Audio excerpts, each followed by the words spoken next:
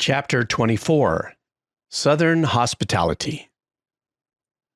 There's a go-to tool, more like a go-to space, that I use when the going gets tough, when I'm feeling more and more stuck in a problem. I create a sphere of acceptance space. Lama Tenzin Wangyal, a great teacher in the Tibetan Buddhist tradition, introduced me to this practice, which he calls hosting. And to make it my own, I had to borrow from my wife's art of Southern hospitality.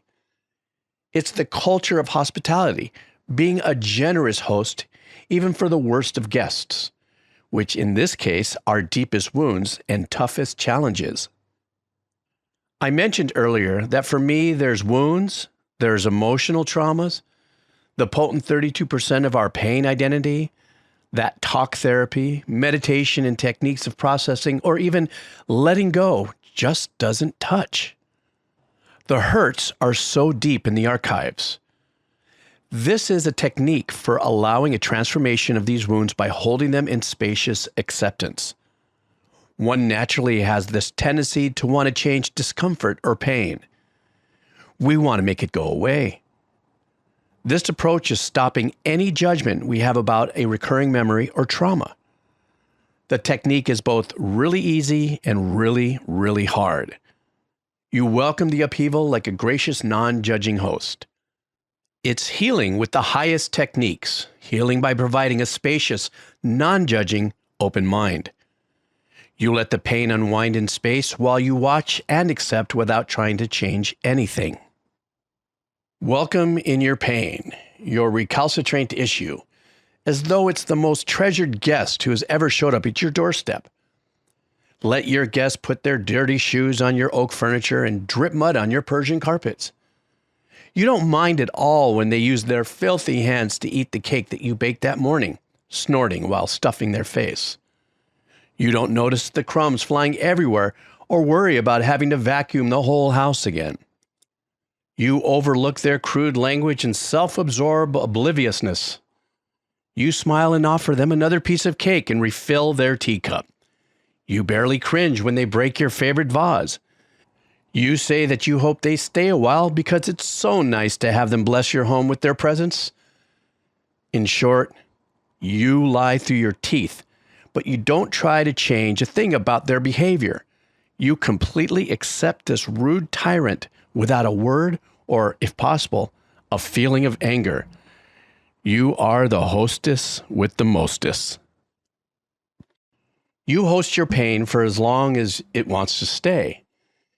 You give your problem space without a word of judgment. There's no endpoint to this hosting of the worst of the worst.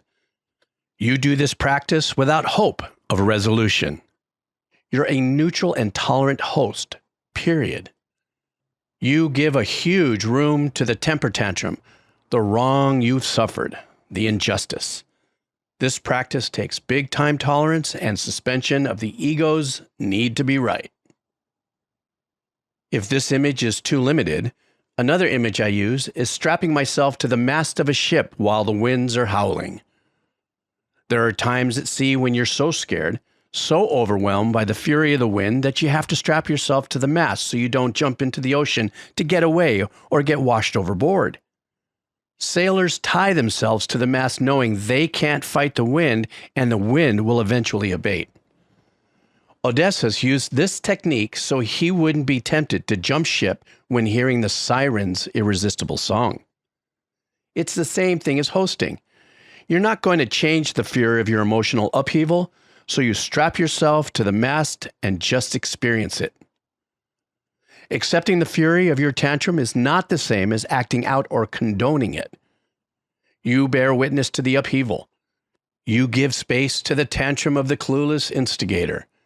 Just honor the problem as an honored guest, and give it space, with patience and forbearance as neutral as the Swiss. I can't promise how or when this will resolve, but it is the one thing fury cannot abide is to be given space. It can't handle not being engaged. It can't tolerate punching at empty space.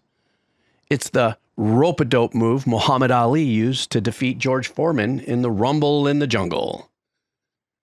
This is absolutely my go-to approach when I'm dealing with seemingly insurmountable problems, and it works on emotional upheavals big and small. Hosting the pain rather than trying to get rid of it has been effective for me time and time again. In the end, space is wisdom because it dissolves you. And the less you there is, the happier you are. It's intelligent, right?